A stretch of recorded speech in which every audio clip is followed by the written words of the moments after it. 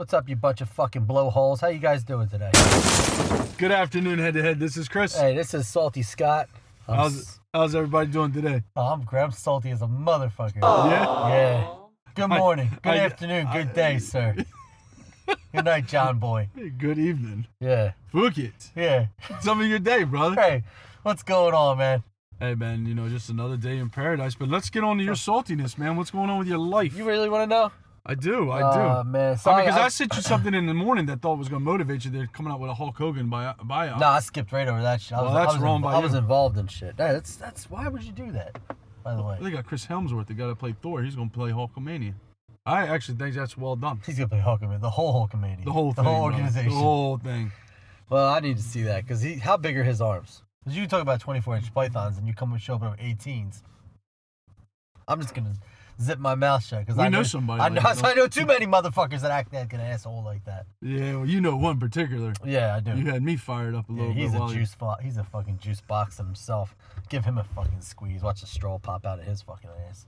Anyway, Head2Head listeners, sorry for my little rant here, but it's been a little while, and well, I got a little bench. Remember my New Year's resolution was to bench 405? I do. Everybody was like, ha ha ha, you fat slob, you're not gonna get that. Yeah. I got 360 today on bench. I know, I saw you have video to prove it to. I do, because that's what you got to do out there, just so everybody knows. You got to have a video, or your buddy's got to be there to back you up. Well, let's talk about that, because if you don't have video in 2019, if you don't have video, it doesn't count. It doesn't count. You can even have a spotter, and it still doesn't count. True. You can have 50 witnesses and people. Because everything's out there now. Oh yeah, it's all on video now. When I ate my my quasi lunch, yeah, it's on video somewhere. And probably is. And I was in the office. Right. Somebody videoed that somewhere. Somebody threw me on the bus too at the same time. But I will. Yeah, I know. It's been a hell of a morning, hasn't it? It's been a great morning. It was a great week. Damn. Yesterday I was more productive being at home than actually getting up and going to the office. Yeah, I'm actually exhausted right now. Because not from the workout, but from mentally having to turn my asshole. I had to be an asshole today. Yeah. I did. I had to turn it on. I had to be a jerk. And I had to turn it back off. Yeah, 2 hours of just being that. Yeah, that's me. I had to give somebody a cold shoulder, all this shit. It's not even called professionalism. It's called being a dickhead. And that's what I was. And I own it, because that's what I was being. And they deserved it. And that's just how it went down. And I think they finally got the hint at the end. But deep down, they don't give a fuck, and I don't give a fuck. So we're on the same page. We actually agree. Person I don't like, we actually agree on the same fucking thing. I don't give a fuck about you. You don't give a fuck about me, and done. Yeah, but that individual said they don't like ice cream. You can't trust somebody that doesn't cuss or eat ice cream. Right. Unless you're lactose intolerant, then you got to eat frozen yogurt. Those motherfuckers still eat ice cream, too. Don't let them. Well, I do. And I am as lactose intolerant as it gets. I don't even know what that means. Is that when you drink milk and you shit yourself? Because I'm lactose intolerant, too. We all are. Well, today, speaking about professionalism, I was going to say, speaking about shit. No, Lord, no. No, that's for the Friday rant, brother. Oh man. No, but for speaking of professionalism, we're gonna good therapy here. We're gonna get a veteran who's gonna come on here in a little bit. He started up a kind of a consulting firm for anti-terrorism and in the medical high field. Speed, huh? And in the medical field called Contra Group. He's also the president of Carry On, so we're going to figure out what that is, as well as how he came about getting these two ideas, putting them together. I know a lot of listeners, if you've heard us in the past, we like to get some of our veteran entrepreneurs on, kind of discuss the barriers, issues of transitioning out of military life, and for some of those veterans that have been successful, actually taking an idea or their skill set and they actually put it into further application in the civilian world and actually make a living out of it. We always want to showcase that to show that these men and women can do it. You can do it too. Keep positive, keep motivated, keep on track, keep doing the right thing. And can't believe you're still talking. I know, man.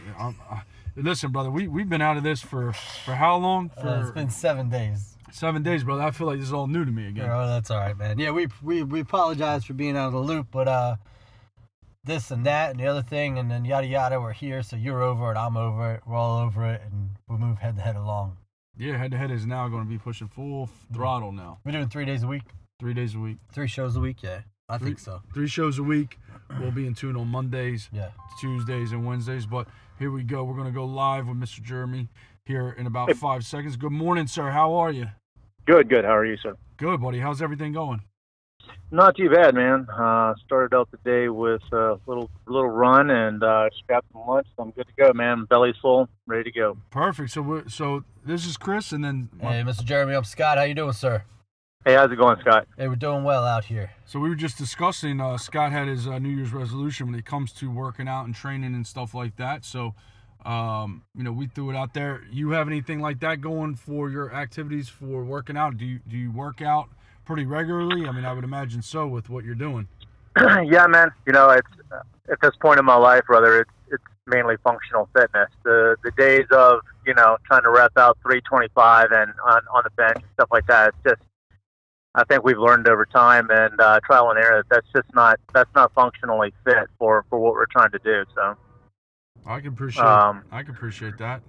Went through a period of time definitely where like I was doing a lot of altitude and intermittent hypoxia training. So yeah, man, it's all relative. As long as you switch it up, I think it's switch it up and apply it to what you're trying to do. Sure, no doubt about it. So, kind of jumping into the meat and potatoes of this thing here. So, you're a veteran. You served our country. Say that again. So, you're a veteran. You served our country. That's correct. That's correct. Yep. What branch did you serve? You're coming in a little broken, brother. Say that again. What branch did you serve? I was in the Marine Corps. Oh, that a boy, Semper Fi. Those shitty Marines. Those guys. Those shitty Marines. Oh, man. Those little you got 3 Marines on a phone call right now? Yeah, this just ugly. Went to hell. This is about to get ugly real quick.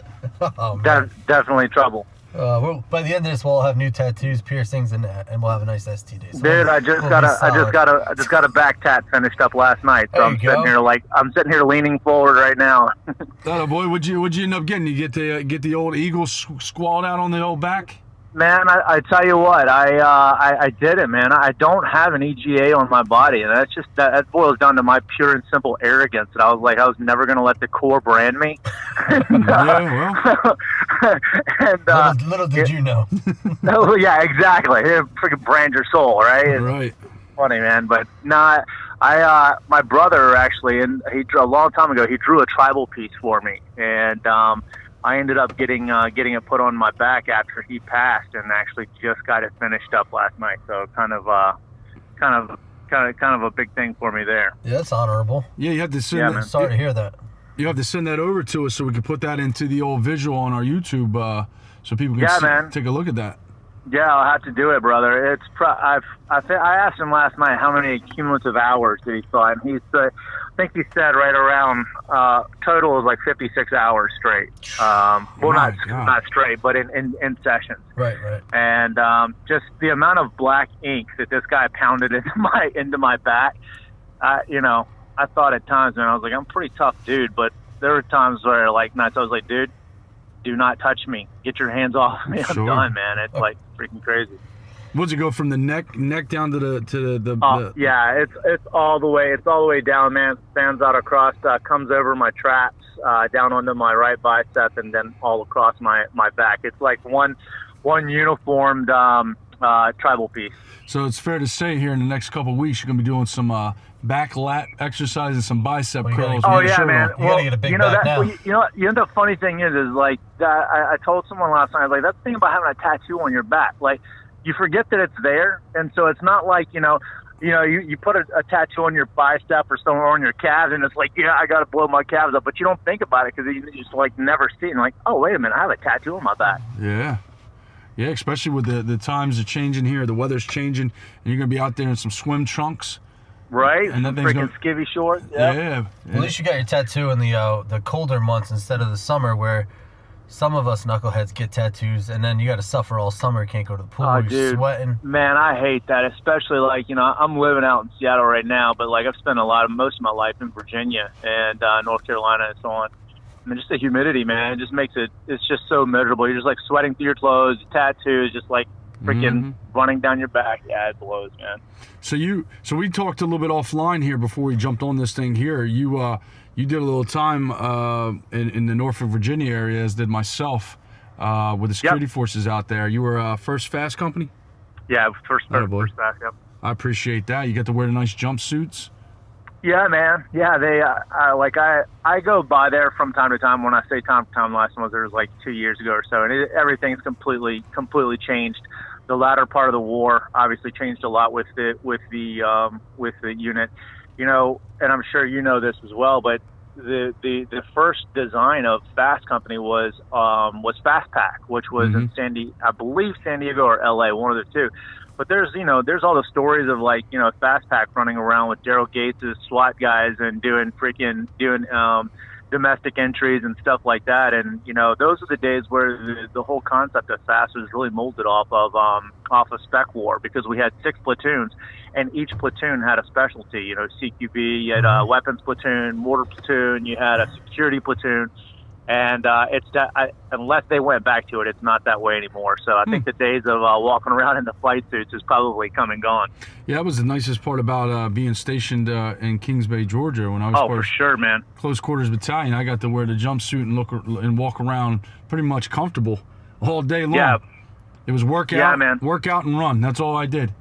Absolutely. Well, I mean, the thing is now, man, is like, it pisses me off because while we had those, we still had the inspections and stuff like that. Had camis ready. Now dudes don't even polish boots or iron camis. It pisses. I'm kind of disgruntled about it, but I'm happy for them too, man. Think about the hours of libo hours of drinking that cut into, or boot shining and pressing camis cut into hours of drinking. Absolutely. Yeah, or losing liberty because you you didn't get the. Oh yeah, man. Your yeah, absolutely. I mean, I think there were some definite positives to it as well. I mean, you had your field camis and then you had your garrison camis, and garrison camis should be able to stand up on their own with Stayflow. Correct. Oh my God, that's fantastic. So let's go back a little bit. Let's rewind. How did you get involved with the military? What struck you as, hey man, that the military is the way I want to go on with my life? I came from a military family, man. My father was in Vietnam, and kind of a cool story with him. I didn't find out a couple things that were like really influential in my life until like definitely high school. I don't know specifically what year. I want to say it was either 10th grade or my junior year in high school. I was doing a paper, and I knew that my father was in Vietnam. He had told, a couple of stories, nothing in super detail. He did tell me once that, he was about 40, 50 miles south of the DMZ during the Tet Offensive, not a whole lot of specifics. And so at risk of life and limb, I went into his closet, into his chest where he kept, where I knew he kept military memorabilia and stuff. And I was like, I want to know. And I found out that my father was in the 1st Air Cav. Wow. Now, the book had come out. We were soldiers. We were soldiers and young, I believe, but the movie hadn't come out. And so I had read the book. I gobbled up anything on Vietnam just because I was fascinated by it growing up. And so I went to my dad and I'm like, Dad, this is what I did, and I'm ready to take my whip. And I said, but you were with one of the most highly decorated, famed units in Vietnam. I was like, what? How come you never told me? And he said something to me that was really influential, and it helped shape me even in the latter years, of my adolescence and through adulthood. Was he said, son, when I left Vietnam. I left it all behind. And once I got into the military, I couldn't understand. We had heard all the things about PTSD, and some of us had experienced it for ourselves. And I looked back on my father and the years of him raising me, and just how this dude was a rock. And I was like, he never. If he did, he completely kept it to himself. And then once I was in the military and I had stories of my own to share with him, and usually through hunting, I realized, I was like, this guy has been there, done that, and he just, he left it. And there's not a lot of people can do that. So it was really, really amazing for me to find out at that point in my life that, my father was a part of that. He was a door gunner on a Huey under Hal Moore. Well, how freaking crazy is that? That's phenomenal. Insane, man. I tried. My father to this day has still never seen the movie. Tried to take him to see it when it came out, and he's like, son, he said, he laughed at me, and not in a mean way or anything like that. He said, son, I was there. He said, I don't need a movie to tell me about it. And I was like, well, that kind of makes sense, Amen to that. Yeah. Plus it'd probably piss him off. Probably would. Yeah, knowing my dad, he's a big Clint Eastwood. He loves westerns, and so yeah, it probably would. Do we share the same father? Yeah. And it's either two things on TV with that guy. It's either, well, three things: Westerns, football, or NASCAR. That's about all that comes on other than the news. But he sounds like a Virginian boy. That's what he sounds. Oh, definitely. Absolutely. Because that's all that's down there. Boogity, boogity, boogity. And, oh, my God, man. Darryl Waltrip, he followed that guy through. Oh, my gosh, I can't tell you. That's one of Virginia's golden boys, Darryl Waltrip. Oh, absolutely. And you can't talk to a North Carolina or a Virginian on Sundays, and it's not because of football; it's because of NASCAR. They might flip over to NFL, but primarily it's going to be NASCAR on Sundays. Definitely, man. I think last week was the Daytona 500. I called him up and like, Pop, what are you doing? He's like, watching Daytona 500. I'm like, shocker. I was like, you're breathing.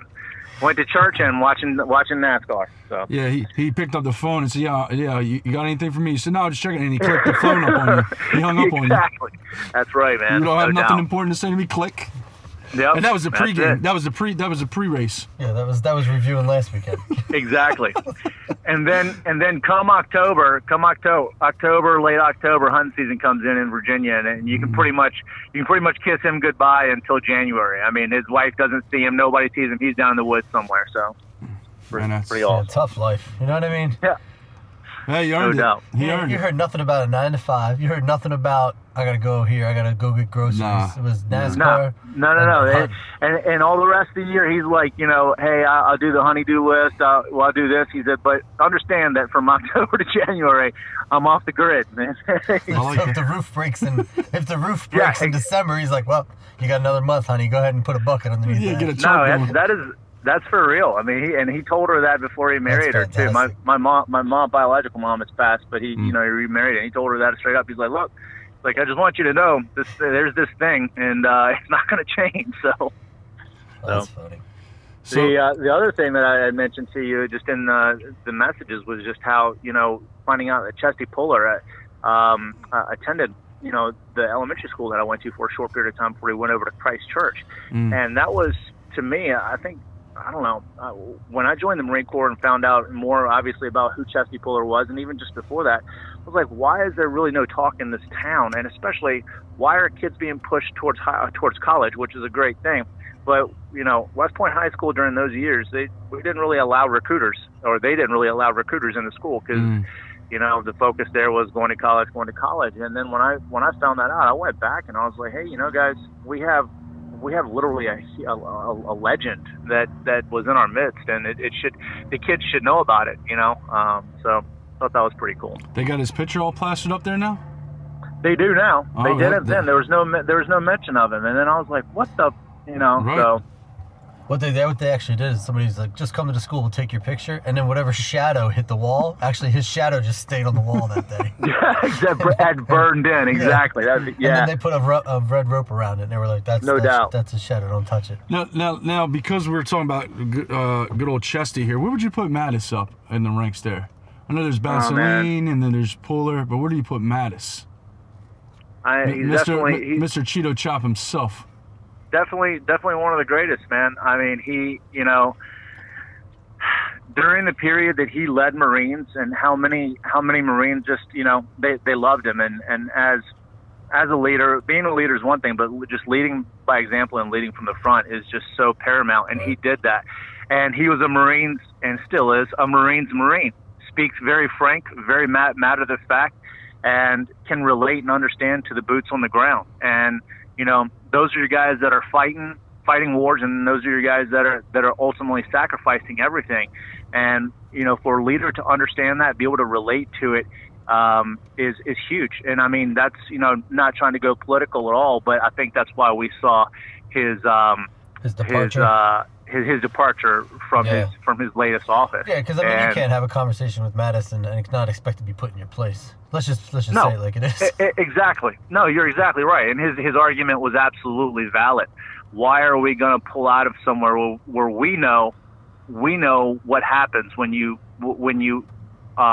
deoccupy areas, especially hotbeds like that? And the other thing is where else in history have we ever done that? We still have a presence in Vietnam. We still have a presence in Germany. We still have a presence in Japan and in all these places, rightfully so. Yeah, even Iraq, but most recently, where everybody thinks we pulled out of, but we're not. We're not, and we won't. And it's so it's. Or like I think that was a lot of the heartburn for him. But to digress back to your question, I just think that his personality and his ability to recognize and relate to the guys on the ground is what the guy will go down in history, literally a living legend in and of itself, but also to the Marine Corps. Well, it's great about the leadership part, because he put on the uniform, and obviously we know if you're in the service now, if you're a Marine or, matter of fact, any part of the military, you know who Mattis is or was in the military. But I find it also very interesting, not a latest story, but one of the stories I heard after the fact. He was in the Trump administration. He was going to a meeting, and suit and tie, and he was in all this traffic, and he wasn't going to make it to the meeting on time. And one of his aides or somebody said they're going to call and they're going to push the meeting out, and he said absolutely not. My job is to be there on time regardless of traffic. He actually stopped the caravan, his vehicle, as well as some security detail, and they got out and walked. I think it was about 12 blocks, and made it on time. Now you're talking about, I mean, that's unbelievable. Suit and tie, and he walks 12 blocks, and he still gets there in time. Probably beats half the people there. Right. And you could always tell, but I wanted to, I wonder what goes through his mind, like, on a daily. I mean, I know he has a plan to kill everybody, but you ever really think what goes through his, like, he's doing that walk and he's like, we just need to fucking break all this concrete up and get rid of it, or some bullshit. But did you know he used to have people, when he would get deployed, bring his library of books with him so he could read daily? Did you know that? I did not. That's so huge, man. I mean, I can't say enough about that, and I'm not sitting here on any pedestal saying I read anywhere near as much as I should, but the amount of time that people spend doing asinine things. I mean, I am the first one to be like, I love to lay down some hate on PUBG or whatever, but in the same sense, being able to balance yourself out. I just can't see Mattis, someone as great as Mattis or some of our other, great leaders just laying down hate on PUBG, as awesome as that would be to get in the headset with Mad Dog, so things like that, I think, are just really critical to when we start talking about who our heroes are and people that we, emulate or we want to be our mentors. I think it's really important to look at what makes them great. And, just like the question that, you originally asked was, thoughts on Madison and how he'll be portrayed. And like I said, he'll go down as a living legend. And, once you start identifying, even as kids, once we start start identifying who their heroes are, start looking at, what makes them great. I don't want to quote his name because I'll definitely screw it up, but I'm pretty sure it was an admiral or a lieutenant admiral that was giving a speech, and I believe it was at a university or something, but he's a Navy SEAL and part of Spec War, admiral for Spec War. Anyhow, and part of his speech, he just said, people have asked me, what's the most important thing of your day? And he's like, make your bed. Yeah, I saw Get that up in the morning. Yeah, right, man. Yep. Get up in the morning and like people's minds are blown. They're like, here's this day freaking. Starts off well, yeah.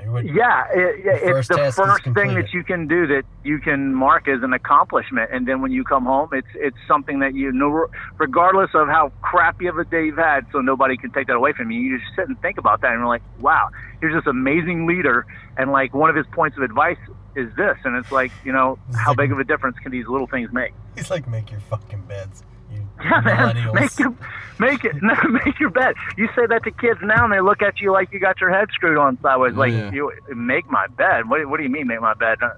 Don't we have somebody to do that? It's crazy. We'll fast forward in a couple years here and find out that Mattis had his own man cave, and it consisted of a big screen TV and Call of Duty. And headset. Completely prove me wrong, man. I'll be like, man. Come find out he's got his own YouTube channel with where he's playing PUBG and Call of Duty and all this stuff. Exactly. Oh, that's good stuff, brother. So let's get back on you for the duration here, because I find it interesting.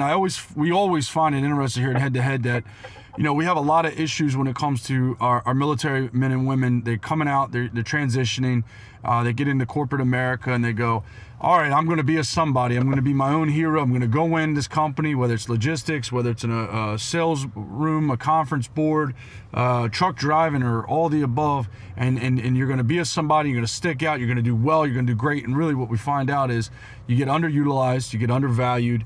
You really don't get an opinion because you don't come from quote unquote corporate, and you have to do a lot of job hunting. So we always find it very, very what's the word I'm looking here for, Scott? Awesome, unique, prideful. You're doing well. I'm trying, brother. Intriguing. Intriguing. Well, arrogant. Well, no, it's not arrogant, because I find that you guys are somebody like yourself comes out of the military and now you start your own business, and it's a successful business. And that's just not like, hey, I have a great idea, let me go for it, and now I'm making a shit ton of money and I'm able to provide for my family. No, there's a lot of hard work. Other than the 9-to-5ers that are going out and struggling every day, there's a lot of behind the scenes work. So how did that come about? What decided you have Contra Group LLC? How was that? How did that come about? What led you down that path? Well, man, it was somewhat of a progression, but I was gonna say this in the end, but I think it's just a perfect place to inject it now, because it ties in so well of how I got to Contra Group and really how I've gotten to this point in my life. It's a quote by Winston Churchill: "Success consists of going from one failure to the next without a loss of enthusiasm." Mm-hmm. I've learned more in my life through my failures, and our parents, for the most part, try to protect us a lot from failure, when in reality, it's failure that helps us to grow. And just in, Sir Winston Churchill's quote, we're going to fail. It's just how you recover. It's how you process that data and how you move forward and how you move through it. I firmly believe that each and every one of us is put on this planet for a reason. Nothing just happened by accident. Not going to get into religion or anything like that, but I believe it's super important to have a grounding in something and to believe in something that's higher than yourself, not that just everything just magically appeared and just happens by fate. I don't believe that at all. We determine a lot of how our life shapes out.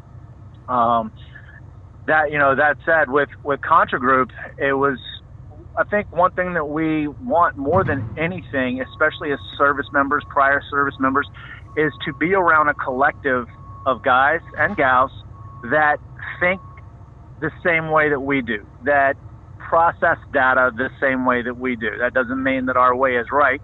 It generally means that our way is extremely crude and offensive to most people, but that's just who we are. And that's why we joined the Marine Corps. That's why we joined the military, because we are, we're those types of individuals. So, I know for sure when I got out of the Marine Corps, I went on to do contracting overseas with the Department of State. And man, it was good money. I was doing a lot of the same things, that I was doing in the military, literally working with some of the same dudes. One of my best friends was a ship lead, and I went down and got on the same team as him. And man, it was good money, but it wasn't. My father even asked me at one point. He said, "Son," he said, "why are you going down there and doing this?" He's like, "You guys are getting freaking blown up all the time." He's like, "It's not about God, country, and Corps anymore." And I said, "Pop, you know what? It's not. You're exactly right. It's not." He said, "Then are you willing to die for money?" And I said, "No, sir. I'm not willing to die for money.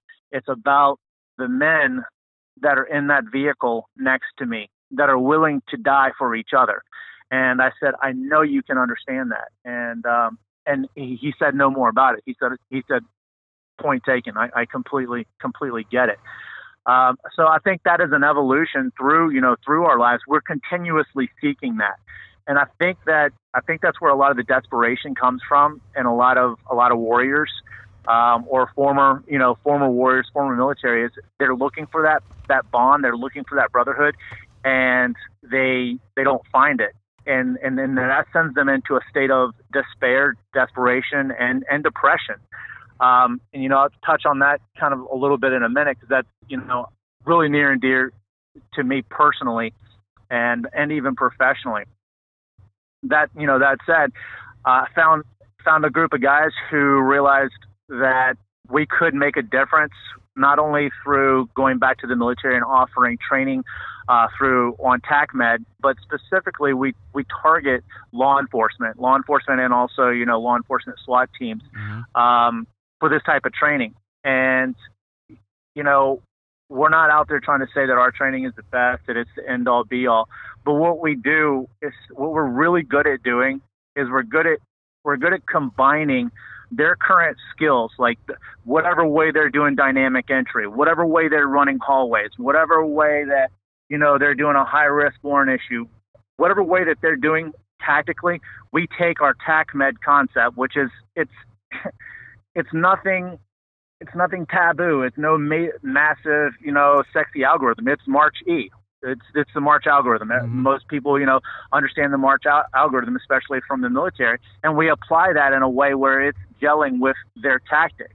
A lot of your Tac-Med courses that you go to nowadays, they focus generally on like 3 days of just Tac-Med. Well, what we did, and I think what kind of makes us we have a little bit of a niche, is we take the tactics and we combine it with the Tac-Med. And I think a lot of people are like, or people who from the outside looking in, okay, well, don't they already have that? And they don't. Our goal is to try to, instead of it being the exception, recently worked with a department in Texas, God bless Texas, and, Garland Police Department, those guys, that's just an example of it. One of the departments that we've worked with across the U.S. where they get it. These guys are operating on a military spec war level, obviously with the considerations of and the legalities of doing it with community policing.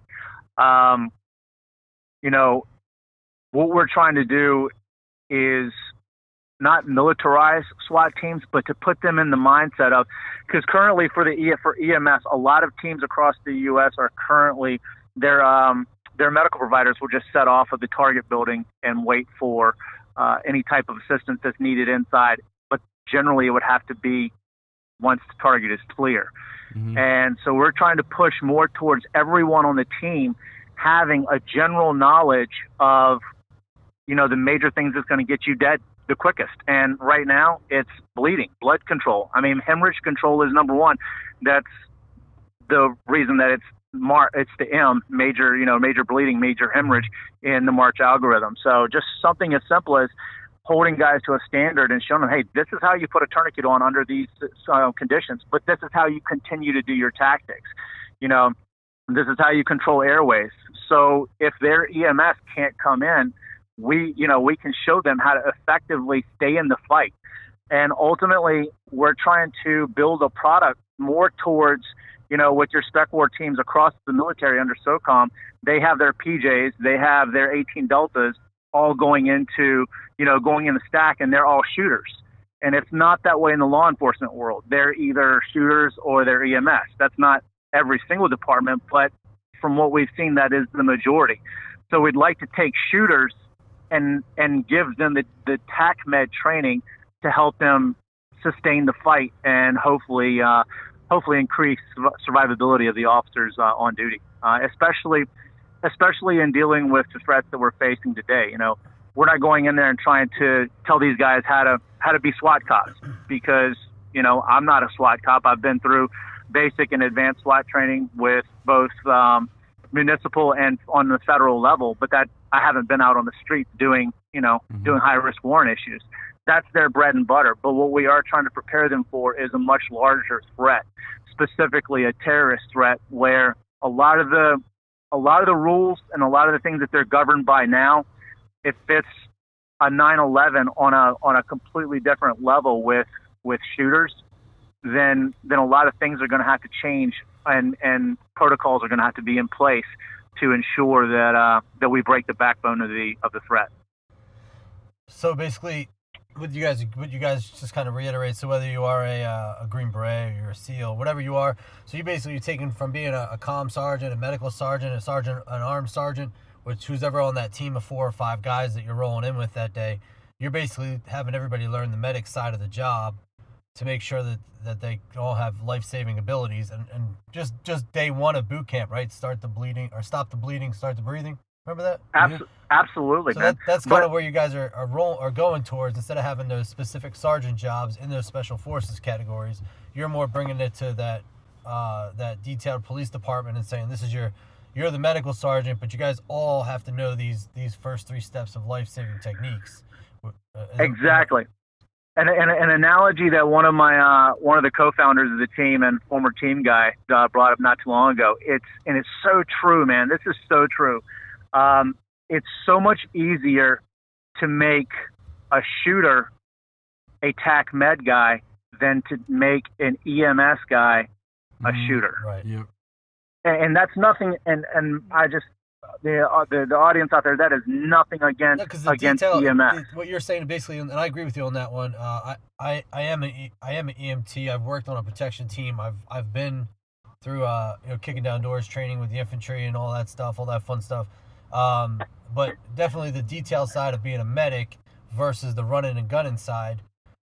You know, when you're in there, you're shooting. If you have to stop and attend to one of your buddies and drag them out, that mindset has to change. You still need to have that protective mode and have be at the ready, but now you're treating as well. Yeah, I mean the number one rule, man, and I know all you guys know this as well. The number one rule in any type of tactical field care is eliminate the threat. If you can't either eliminate, identify, or suppress the threat long enough to get that operator out of the kill zone, then we're looking at more casualties. Right.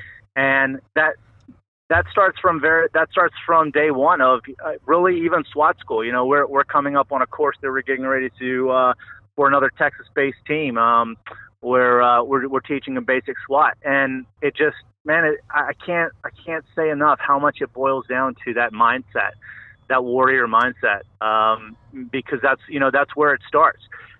And it's so much easier, and you guys probably know just as well as I, it's so much easier to sit and say, okay, one of your brother, like one of your brothers, your best friend, your brother, just takes a freaking round to the chest. It goes, you can look over and know that it went through his armor, and you've been trained to eliminate the threat. It's so much easier to say that than to actually do it when it actually happens, and you're looking over and seeing the life go out of him, and you're telling me that I'm supposed to now not take care of my brother. And it's a mindset. It's a mindset of understanding that in order to save a life, you're going to have to take a life. And that is, I didn't come up with that. Master Sergeant Paul Howe, one of my freaking mentors, book that taught me so much, man. Leadership and Training for the Fight. Awesome book. Can't recommend it enough. And he coined that phrase. In order to save a life, you have to be willing to take a life. Goes right back around to that mindset thing. Same thing that Colonel Grossman and so many others have preached through the years, and obviously what a lot of people have learned through combat operations. So how long have you guys been up and running with Contra? For about 2 years. Yeah, about 2 years. That's fantastic. And you're seeing some volume now as far as law enforcement, and is it more local, smaller type, or is it just now you're just getting an influx of both the larger law enforcements like your Philadelphia's and New York's and Texas, or a lot of the local municipalities, sheriff's departments, things like that coming out to you as well? Honestly, we've worked with teams across the nation, man. We've worked with New Jersey quite a bit. We've worked with Texas a lot, just because I personally like Texas. I mean, any state that has a state motto of "come and take it" is okay by me. I mean, I'm just being real. I'm just being real, man. We've done quite a bit work down in North Carolina with some teams down there, and I can humbly say that we haven't had a client yet that hasn't come back and said that it was some of the most profound training that they've experienced. And it's nothing to do with, again, we're teaching super sexy ninja tactics. It's just that the way that we go about it is very in your face. It's a crawl, walk, run didactic, but it's also, once it gets to the run, it's, man, it's super easy to to put on a tourniquet sitting in a classroom. Okay, you have 8 seconds, put on a tourniquet on your right arm, go. Right. It's super easy. But when it's literally, live fire going on, not simunition, not UTM, but live fire scenarios, there's detonations going off all around you, and now one of your team members go down and he has, an arterial bleed of the femur. You got to make decisions. Do we have enough guns in the fight to stop to tend to him? If we do, what's the first thing? M and that March algorithm, major hemorrhage, and get in there, direct pressure, get the tourniquet on, and once that bleeding stops, then having the know-all of getting your head out of what's going on downrange. Okay, what's next? We need to get this person to a higher level of care while still dominating the fight. So go ahead. No, I was just going to say that seems very involved with a lot of live ammunition. A lot of times you'll see simulations. I know in Philly a couple years ago they would do it pretty much everywhere, but typically it's all simulated rounds, simulated this, simulated that. Kind of your point, hey, there's so-and-so up on the second floor of so-and-so. Right. Now you have to go and you have to maneuver and you have to do you have to pod the door and all that good stuff. And I don't really recall anything to do with the actual medical part of it other than, you got somebody down, pull them out and get them out, and then have hopefully medics on standby. So I think that's phenomenal. But with that said, a lot of attention to detail you're suggesting that you guys are doing. What kind of... for our law enforcement officials that are listening here, and even our, some of the patrolmen that I know are listening here, what's the course look like as far as a time frame? Is that a couple weeks within to it? Is it a few days? How do you set that up? And is it also something where it's you go through like let's call it level 1, you get through level 1 completion, now we got level 2 and so on and so on, or is it just, hey, this is the course and from A to B you get the training? Well, the first thing is just, in working with law enforcement, realizing that these guys, they don't have the time that we do in the military. Like, talking about our CQB course down in Chesapeake, man, that was 6-7 weeks straight. These guys don't have that type of time. That was the 6-7 best weeks of my life in the Corps. Absolutely, man. Freaking, getting pounded in the dirt, running the bricks in full kit. And yeah, absolutely. They don't have that time. It's, we would love to have 2 weeks with them, but that's so unrealistic. Mm-hmm. We'd love to have 5 days with them. That's unrealistic. It really is. Mm-hmm. We do have 5-day courses, but the most of what we work with is 3-day courses. Mm-hmm. And, there's only so much that we can cover in a 3-day course. That's why we do offer the 5-day, and it's force fed by fire hose, but we're not going to teach in a way that's going to leave people behind. We don't adopt the whole boot camp mentality of yelling and screaming at people, because that's just not a conducive way to learn all the time. These guys, they've all been through basic SWAT. Most of them have been through advanced SWAT, and that's just not our place, and that's not what we're trying to achieve.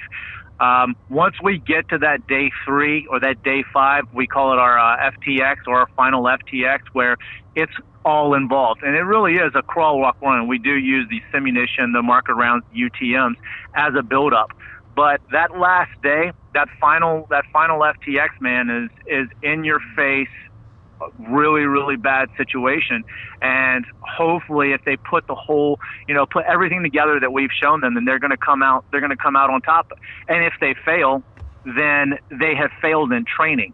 And a lot of people look at failure, especially when you pay a couple $100 to go to a course. Well, I don't want to fail. And believe it or not, man, these are the things that we face. Like, there are clients out there, and I'm not just talking about law enforcement. There's clients where just they want to come out of training with a warm and fuzzy. Like, you guys did good. You get this participation award, and everybody gets a trophy. But if we're being real in this line of work, not everybody gets a trophy. Not everybody comes home, and we don't always win.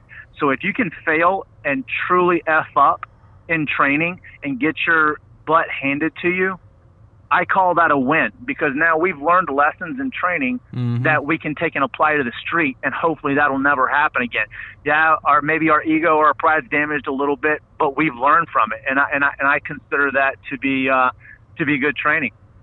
So 3 to 5 day courses, and all the courses start out with the very first thing that we talk about is mindset. Adapting that that warrior mindset and getting in the right headspace, and then moving forward from there with that crawl, walk, run methodology.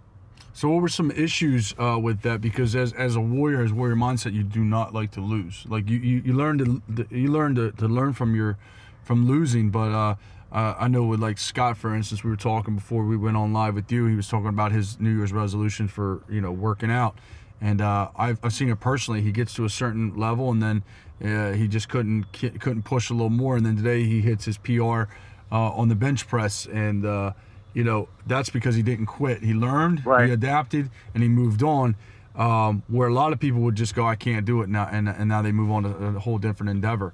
What kind of issues did you guys face or yourself face when starting this consulting? Because it's not an easy task going to local law enforcement or even some of the bigger municipalities and around the country and presenting something, because let's be honest, every one of us, yourself, myself, and Scott, and other people that serve the military, we're all ego driven, right? We're all the tough and rumble. So law enforcement is no different. They already know what's best. They have something implemented, and then here we got a group coming out saying, hey, we can help you out. A lot of people don't look at help as actually they don't look at help as being a good thing. They look at it as I'm too proud to take it. So how are those conversations, and was that an issue, or what were some barriers to get this thing jump started?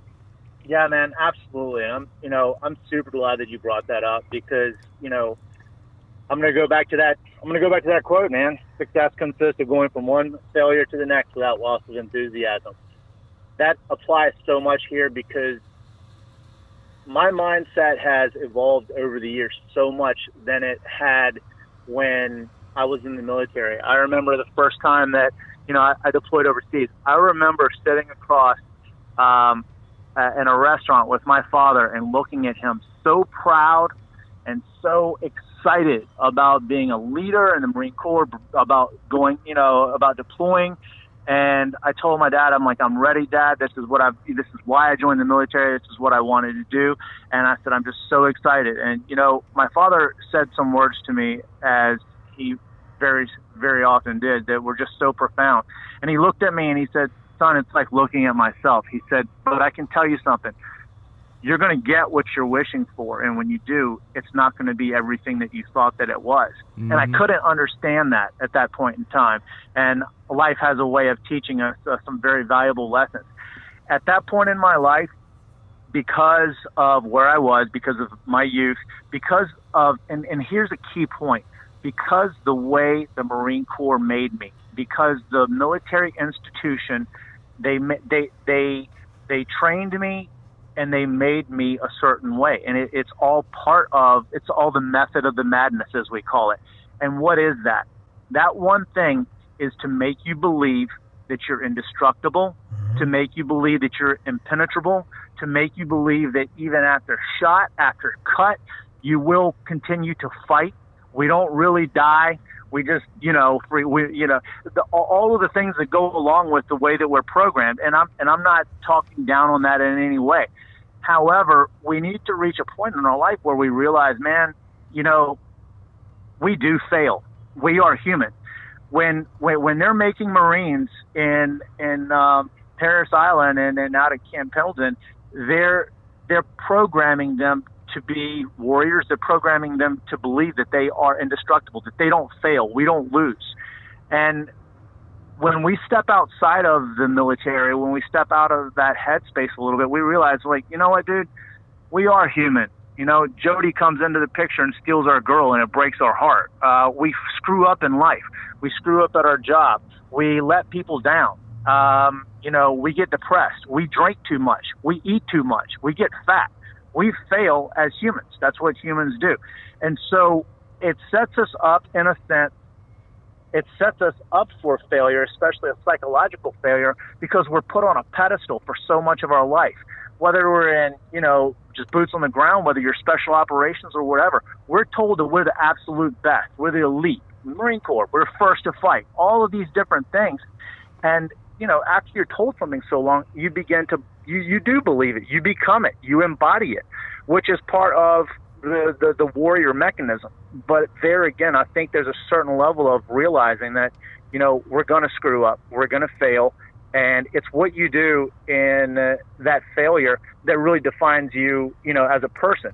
So how that gets us to, really where we are now, just being able to understand a couple of things.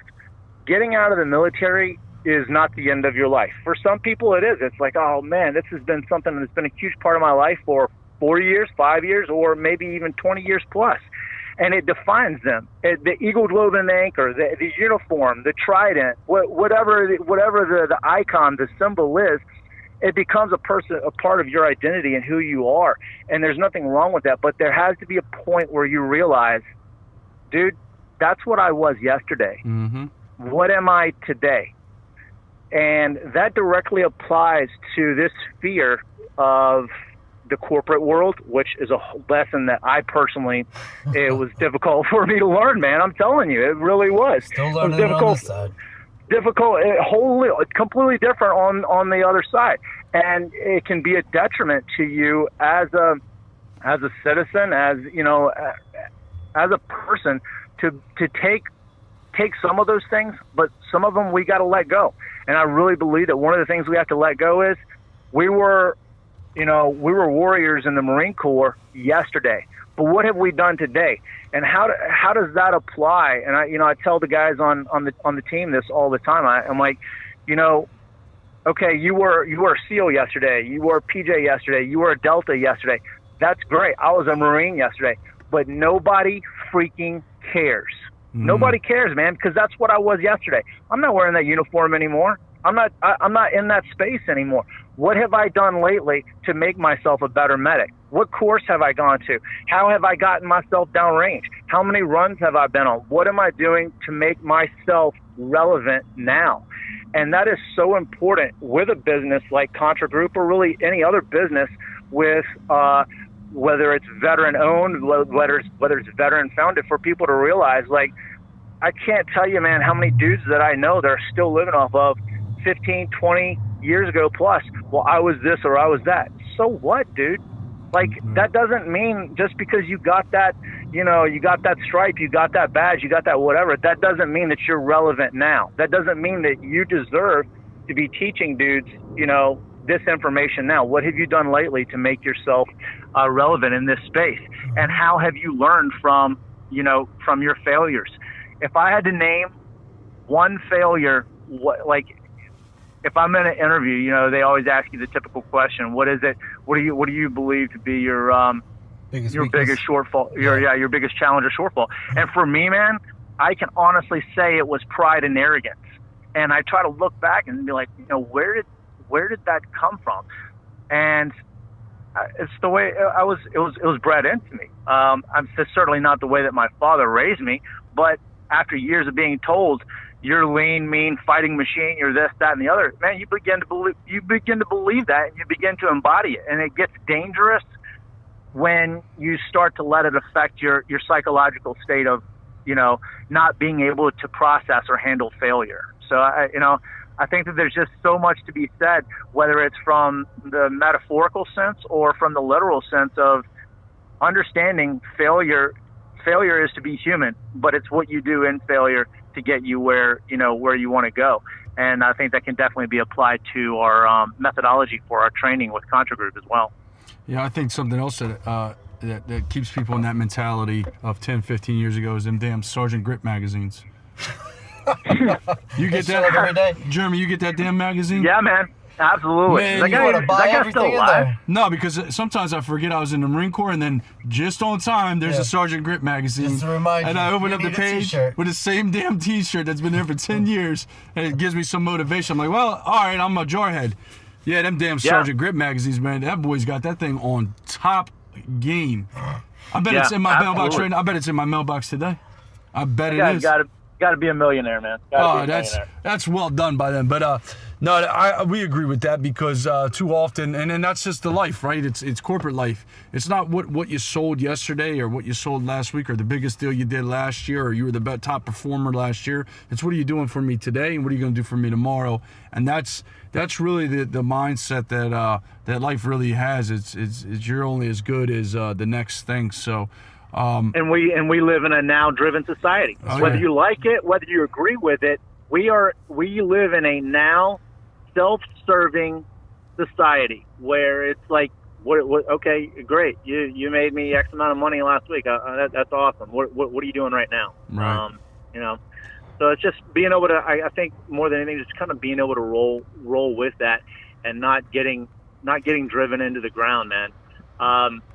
You know, I'll share something with you and with you guys and with our audience that I generally don't share with people, but it's all of what makes me, you know, got me to the point where I am in my life. I lost my brother to suicide, and I lost my mom to cancer. And you know, my brother's suicide came in a very young or a very early part of my military career.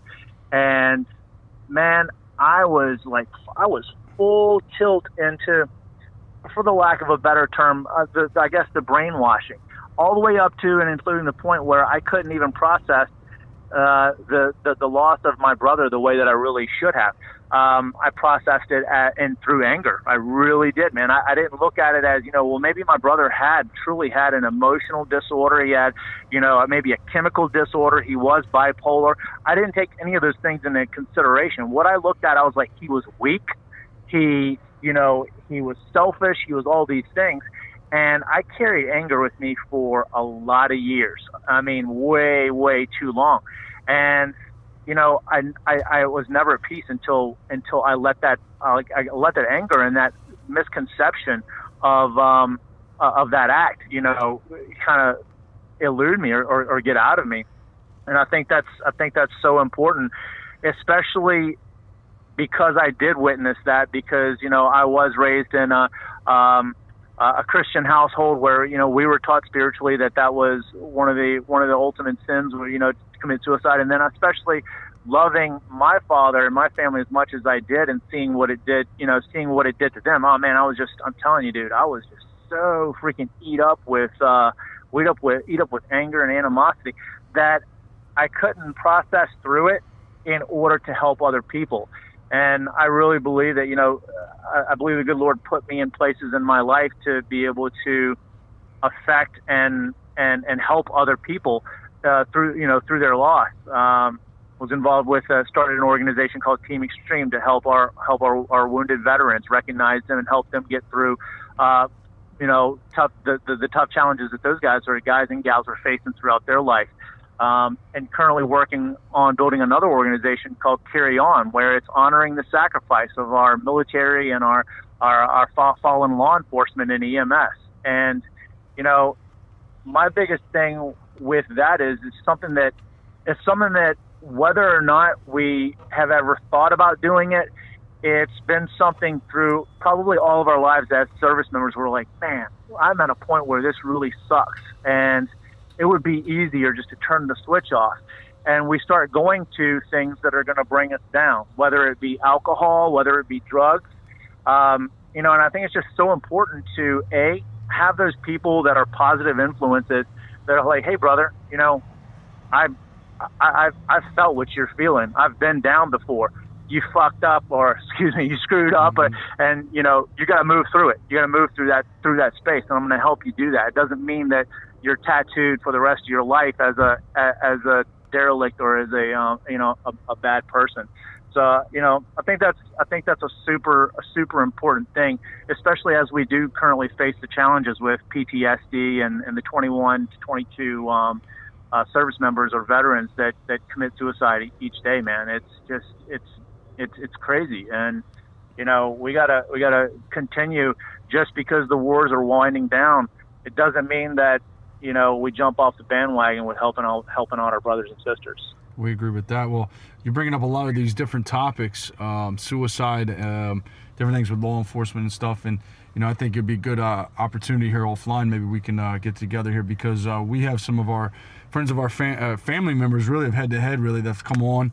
I can think of a couple off our head. One Common Bond, Miss Kimberly Franco. She's the founder of that. That's a big time suicide prevention company. She's a veteran. She started this program when her brother committed suicide, and she's pretty much kind of taking the reins on that and really getting out some really good, valuable information when it comes to that. We got Mr. Adam Keys. He was just on here a couple of weeks ago. He's one of our veterans that had an IED explosion. What was it, 8 years ago, Scott? I believe 2010. 2010, and just October of last year, he climbed Mount Kilimanjaro with 2 prosthetic legs and a prosthetic arm. That's so awesome, man. And you know, there's a few others out there. Kyle Reyes, he's the national spokesperson for law enforcement today. He was on our show a few months ago, maybe about a month or so ago now, talking about the state of law enforcement today and how they're looking at it on the, you know, over, what would that be called? The full spectrum. The full spectrum, right?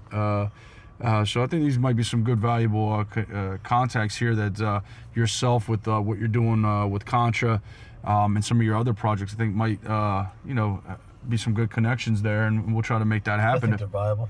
Oh, they're 100%. So we'll try to, we'll definitely get you that information over, so maybe you guys can all work together. We also had a conversation just a few weeks ago too with Brothers for Brothers, a nice veteran organization that's really concentrating on the PTSD issues in the country now. So we'll definitely talk offline about that and get you over those those contact informations, and maybe help push those missions that you're doing outside of Contra. We'll help bring some more people on board. Yeah, man, absolutely. It's, the opportunity to be able to pay it forward. Yeah, exactly. 100%. So that, again, that's why we start off 2 Jarheads. We start off to try to be that resource for one thing or another, and it's just kind of just growing and growing steam, just trying to get people connected and keep everybody on the right path, whether you're a veteran entrepreneur like yourself, or you're going through some hardships out there. Maybe our listeners are thinking about certain things that maybe they need some, maybe they need a handle on, maybe they need a little information on, maybe they're going through the VA process and they got some, they're having a hell of a time getting through, whatever it might be. That's why we started this deal here. Now getting to that, with the resources here, how would they get in contact with you, your group Contra, for these local law enforcement or anybody looking to bring that course in or bring that training in? So we don't do as much of it as we'd like to, as far as the open enrollment. I know that's a question that we get quite often. Do you have any open enrollment courses? We've opened up a couple and haven't gotten the traction that we'd like to.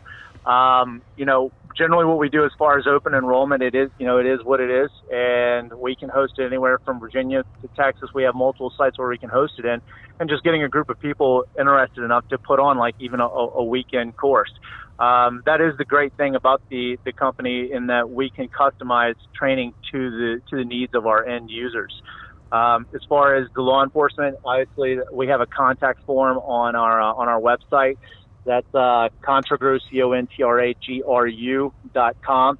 You can go on there, learn a little bit more about our mindset and our methodology, and there's also a contact form there. They can also reach me through email, jb@Contra Group, CONTRAGRU.com. Just contact me direct, and you can basically figure out what it is that they're looking for as far as duration, and we can customize the course around the needs of the client. That's outstanding. Any new projects coming up here early part of 2019, or even later on this year you want to share? We're like I said, we're getting ready to work with. We haven't done a whole lot of basic or advanced SWAT courses. We've really kept it inside the sphere of Tac-Med. And we're gearing up for a Tac-Med, a basic SWAT course that we're going to be doing in Texas at the end of next month or the following month. So we're kind of psyched about that. We have a lot of great assets that are coming on board from the law enforcement realm to definitely give some good input there. The other thing is, man, it's just us getting out and getting to courses and talking to the different departments that are around there. A lot of people, I have people contact me quite often, ask me what are some things that you do as far as marketing and advertising? And number one, man, so much money can be spent on marketing where it doesn't need to be. Just going back to the grassroots, man, that's why I love LinkedIn. I get up in the morning, I make my French press black coffee, and I sit there and drink it. And every morning, a minimum of 10 people that I connect with on LinkedIn. And I have my filter set up. So I'm looking, to connect with chiefs of police, get information out to them, and just, I'm not out there trying to hustle anyone, but we are trying to just, get the word out. Sure. And let the departments know that there's an option. The other thing is that as far as funding, I don't think that just the general public, I don't think that American citizens realize how many law enforcement officers across our nation, just law enforcement officers, I'm not talking about SWAT, I'm just talking just law enforcement across the board, are paying out of their pocket for their own kit, for their own training, right. Which to me, man, is like, it blows my mind, and I guess it kind of ticks me off a little bit as well, that we have money directed at so many different things, but the training of our first line defense in our country, and the preparation is not, it's not dedicated, I think, in the way that it should or it could be. Now, that being said, there is a lot of departments out there that qualify for grant money. The well that overflowed after 9/11, the Homeland Defense grants are still out there. And what I can say to any department or officers that might be listening, whether you think that your team wants to participate in this type of training or even as individuals, contact me. I will assist you in any way that I can in getting that grant money, because it's out there. It's grant money for training, grant money for gear. I mean, I'm seeing departments use grant money, bro, to buy Bearcats. So you tell me, if they can buy a $250,000 freaking Bearcat, there's money out there for training, for kit, and for things like that. And we definitely want to point them in the right direction. And get the training, man. Get the kit. We're not using that as a catch to try to come to Contra Group for training. I'll do everything that I can do to point them towards the money, just to get the training and to get them spun up. Well, we definitely appreciate that. We'll definitely, get you those contacts that we talked about, and we'll push it out to a lot of the local law enforcement. I don't know if you're interested in doing anything up north, so to speak, but we can definitely push it out to a lot of the media out this way as well as our folks down in the Carolinas, Midwest, and Florida, and see if we can get anybody to at least have a conversation with you guys and see where it goes with. Sure. Yeah, man, that would be great. The only other thing that we really have, and this definitely applies to our law enforcement audience as well, is an NPO that I'm working on, a nonprofit organization called Carry On. We're at our 501c3 pending status right now. We kind of unveiled last year at the Carry the Load March in Dallas, Texas. We are based out of Dallas, Texas. And the whole concept of Carry On is just to honor and memorialize the sacrifice of our nation's fallen military, law enforcement, EMS, and firefighters. And we have a lot of really, really good programs that are up and coming to try to help those families in that transition. So not only, building awareness towards their sacrifice, but also, just making a positive influence and a difference in the lives of those that are affected. We do have our website up. That's carryon-usa.org. And you can also find us on Instagram and Facebook. Perfect. Yeah, we appreciate it greatly. Yeah, that's outstanding, sir. We definitely appreciate that. And we'll look forward to connecting with you here shortly. All great insights. I'll tell you what, one of my biggest impressions is the speech you gave about mindset after the military. So thank you very much for that, Double Dog. We appreciate that. No, thank you, guys. Really, really appreciate you hosting me and having me on, and definitely the highlight of my week. Awesome. Well, definitely. We need to get that. We get better up, brother. Oh, we beat out his run. We beat out his run this morning. So yeah, I appreciate that. I got that one. Thank you, sir. We appreciate it greatly. Keep up the good work. You guys as well. Thanks so much. We'll talk to you later. Take care, Devil. Bye. Good dude. A lot of things going on. Yeah, man. I mean, what strikes me about that conversation in my head, brother, I'm gonna be honest with you. I'm kind of putting it all together. We had a lot of different people in the last couple months here, and it's just kind of showing how this thing between me and you starting this thing was nonsense, and now it's just kind of gelling with our veterans. We got veterans that do, grief counseling and suicide awareness, and you got veterans that leadership courses. Leadership. Now you got TAC, you got it's just Tac-Med and all this stuff. It's a nice little inner circle that's hopefully everybody's listening to one another through this, and we're just kind of that outlet. But you know, hopefully people looking to get into an endeavor, they're motivated now. They continue to keep motivated through a lot of this content, and then with the people that have already kind of getting their stuff out there, hopefully they can start piggybacking off of one another, because I think a lot of these individuals are doing some really good things on their own. Mm-hmm. But I think combined, if they could put themselves together, I think they could do some really, really excellent, awesome, big, huge things here. Absolutely. 100% agreed. And how's everything else, brother? You good? That's solid, man. No, he's a good dude. He's got a lot going on. Yeah, we'll definitely keep in contact with Jeremy there. Again, that's Contra Group LLC for our law enforcement and military listening that want to get some additional medical training. But we're going to go ahead and pitch off here. We'll catch you guys here probably sometime tomorrow. Till then, brothers and sisters, you guys take care of yourself. See you guys. Have a good one. Take it easy.